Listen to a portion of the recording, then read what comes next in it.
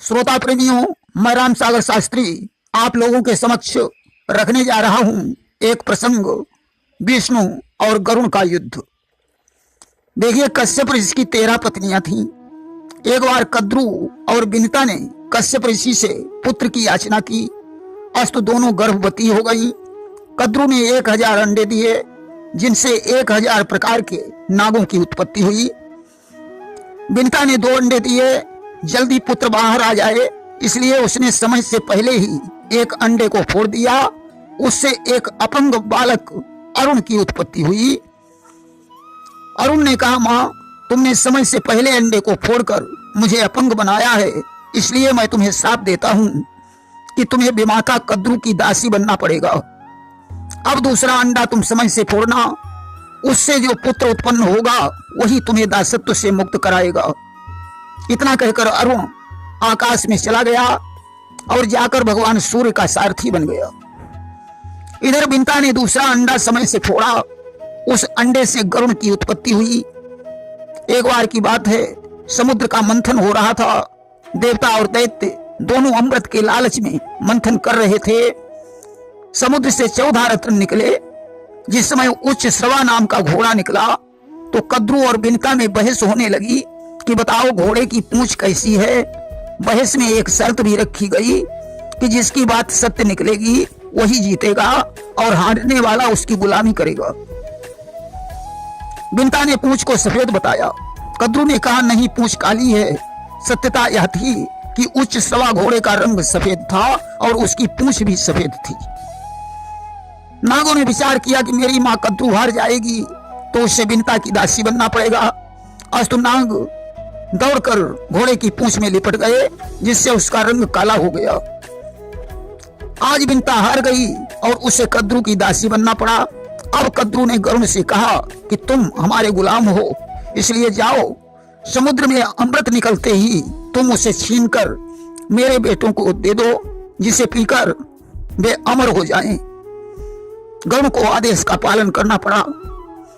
अब तो ज्यों ही धन्वंतरी महाराज अमृत कलश लेकर प्रकट हुए, गरुण ने कलश को छीन लिया और आकाश में उड़ गए। भगवान विष्णु गरुण के पीछे दौड़े। दोनों में युद्ध होने लगा।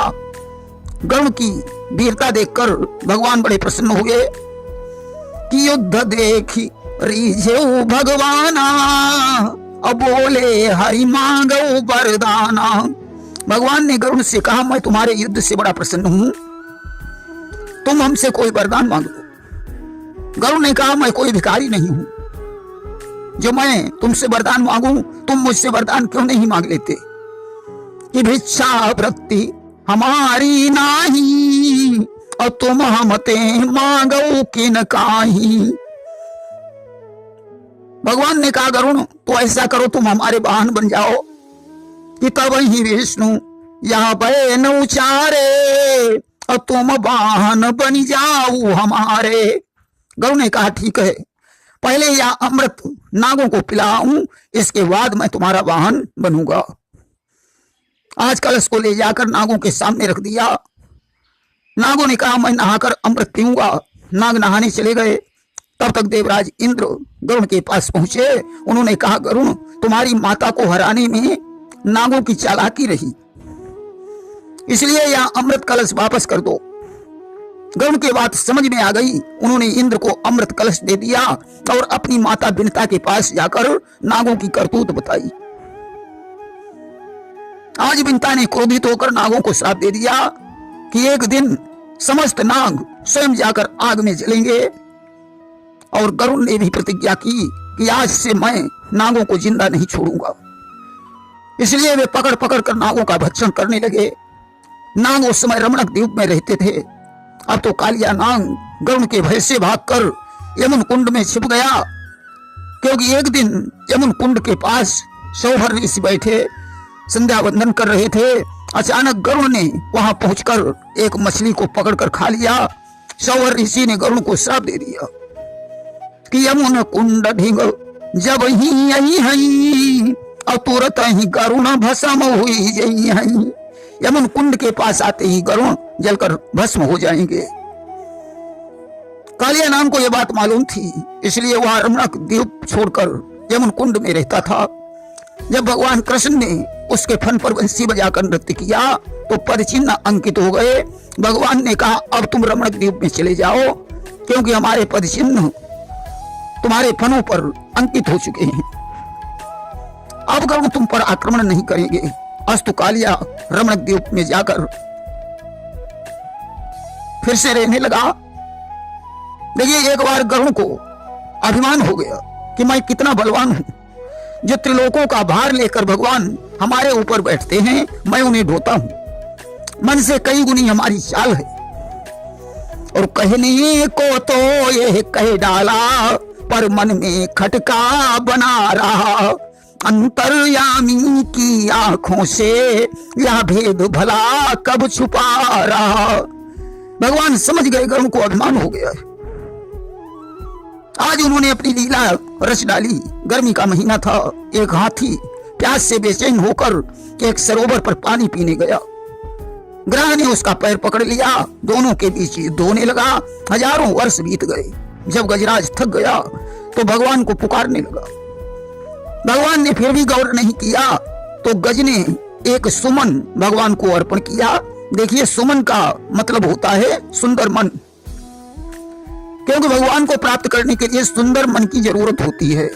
भगवान कहते हैं कि निर्मल मन जन सो मोहि पावा, अमोहि कपट छल छिद्र न भावा। आज सुमन को अर्पित करके गजेंद्र प्रभु को पुकारने लगा कि करते करते थक गया मैं इंतजारी आपकी। करते करते थक गया मैं इंतजारी आपकी। तुम नहीं आए अगर तो होगी ख्वारी आपकी। उस समय भगवान सत्यभामा के साथ पंचसार खेल रहे थे।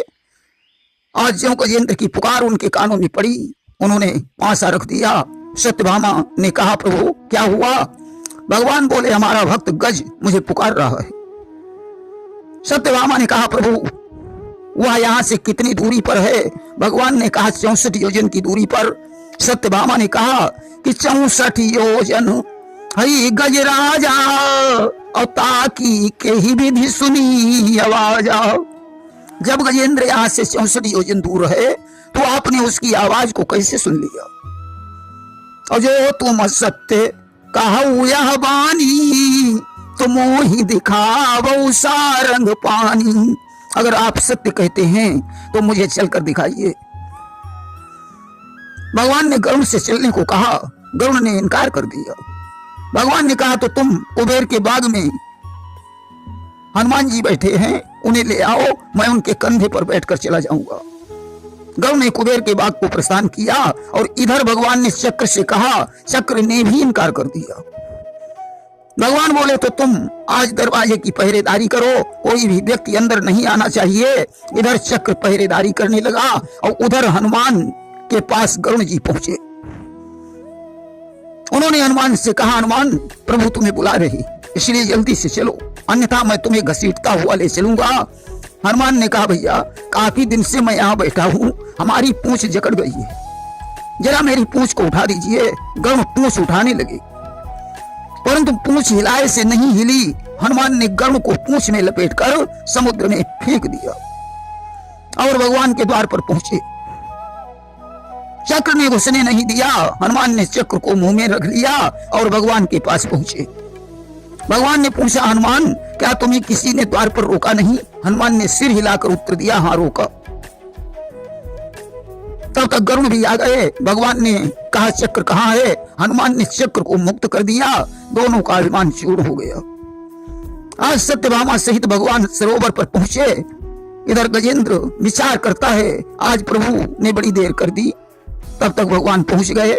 आज गरुड़ से कूदकर चक्र की धार से मकर का मुंह चीरकर उन्होंने गजेंद्र को बचा लिया कि कर गज को मकर सहित उसका मुख चक्र धार से चीर दिया। देखते देखते देवों के हरि ने गजेंद्र को छुड़ा लिया। आज गज इंद्रदुम्न राजा बन गया। ग्रह हू नामक गंधर्व बन गया। दोनों भगवान की स्तुति करके अपने अपने स्थान को चले गए। प्रेम से बोलिए वृंदावन बिहारी लाल की जय।